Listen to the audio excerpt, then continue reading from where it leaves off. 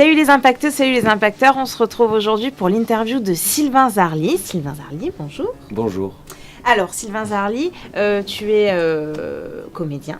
Oui, j'essaye de l'être. Et donc tu présentes le spectacle Le Journal d'un fou, adapté du texte de Nicolas Gogol. Exactement. Et tu feras la première le 26 mars. Le 26 mars au Théâtre Le Colbert à Toulon. Parle-nous un peu de ton parcours de comédien. Comment tu en es venu à choisir cette profession ? Quand j'étais plus jeune, mes parents m'ont inscrit dans une troupe de théâtre. J'ai eu l'occasion de jouer dans quelques petites pièces. Ça me plaisait beaucoup. Après, j'ai arrêté, du coup, pour faire mon cursus scolaire et puis ma vie de jeune homme. Et puis, il y a 6 ans de cela maintenant, j'ai voulu reprendre.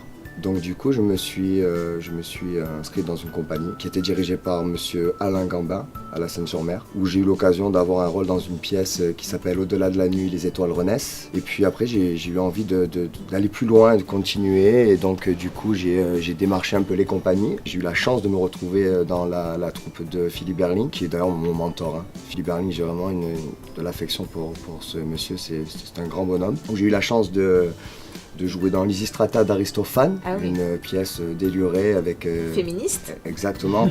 C'est la grève du sexe pour que les hommes arrêtent de faire la guerre. Où j'avais le rôle de Nicolas de Boncourt, qui fait ce projet magnifique, là vraiment qui m'a vraiment... j'ai goûté au sang, quoi.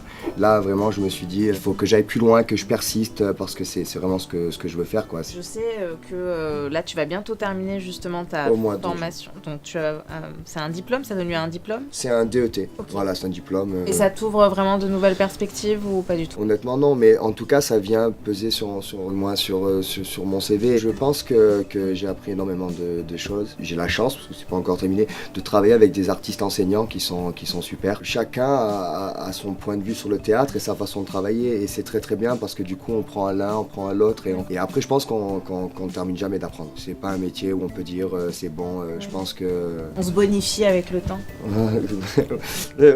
Oui. Là, tu es sur un nouveau projet qui est Le Journal d'un fou, donc qui a été adapté d'un texte de Nicolas Gogol qui à la base n'est pas du tout un texte de théâtre. Exactement. Donc est-ce que tu peux nous en parler un peu de la jeunesse du projet ? C'est un acteur algérien, Ahmed Benaïssa, qui m'a conseillé de lire du Gogol, car il m'a dit que ça pourrait coller à ma façon de jouer. Et du coup, je me suis penché sur l'écriture de Nicolas Gogol, et j'ai accroché totalement avec cette façon d'écrire, et puis ce côté fou de cette nouvelle. J'en ai parlé à Stéphanie Slimani, qui est la directrice de la compagnie La Divine Machine. Elle a entamé un gros boulot, elle a réadapté, parce qu'on a voulu quand même la mettre un peu à l'heure d'aujourd'hui, tout en conservant l'écriture de Gogol. Donc Gogol, c'est un auteur russe. Russe, exactement. Du 19e. D'origine ukrainienne. La nouvelle est parue en 1834. C'est un défi quand même d'adapter une œuvre du 19e, début 19e en plus, peut-être au langage d'aujourd'hui, une mise en scène plus moderne pour soutenir une idée qui traverse le temps. Donc, Il y a beaucoup de choses qu'il fallait quand même gérer. Il se passe beaucoup de choses dans la vie de Proprichine. Il parle, c'est le personnage. Exactement. Principal. Il parle donc de ce qui peut passer dans le ministère où il travaille, de l'amour qu'il a pour la fille de son directeur. Il fallait le marquer tout ça sur scène.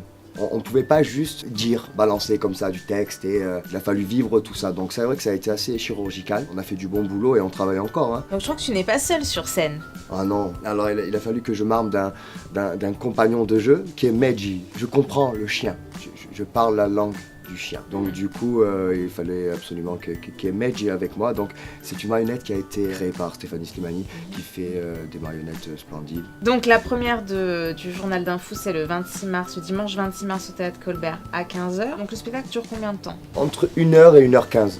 C'est difficile de tenir la scène seul, avec Meji, c'est ça ? Non, mais ce qui est difficile, c'est de tenir le public pour qu'il soit attentif et qu'il suive l'histoire. Donc c'est vrai que c'est un sujet qui est quand même assez... c'est pas une comédie, donc du coup c'est... Après, pour ma part, non, puisque je suis anesthésié après par ce que j'interprète. Je vis pleinement ce personnage. Je danse aussi. Tu danses Oui, aussi ? oui. On a voulu... faire un petit passage chorégraphié pour faire un peu un trou normand dans cette pièce qui est quand même assez dure. Donc du coup on s'est armé d'un chorégraphe de talent qui s'appelle Éric Larondeau, pour que les gens quand même puissent respirer un peu et se dire un peu de bonheur dans tout ce malheur. Ok. Et au niveau des billets, donc où est-ce qu'on peut se procurer un billet pour venir te voir le 26 mars? Dans tous les points de vente, les billetteries, donc à la FNAC, sur Billets Réduc, Web Gazelle, Ou directement au théâtre Colbert? ou directement au théâtre Le Colbert. Voilà, c'est fini pour aujourd'hui, donc on se retrouve très vite pour une nouvelle interview. En attendant, portez-vous bien et n'oubliez pas d'aller voir Sylvain Zarly, donc le 26 mars au théâtre Colbert à 15h pour le journal d'info.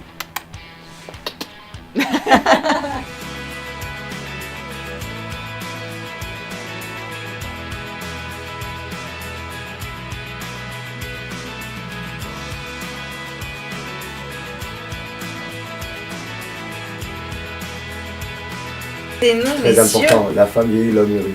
C'est vrai. Ça finit pas là, moi, parce que là je suis crié. Jamais tout. Enfin, t'as de la chance. Non, ça filmait. Non, parce qu'il filme. Non, des quand fois, il même, filme en je dis direct, non, tu sais pas, s'il te quoi. plaît, non. Non, c'est-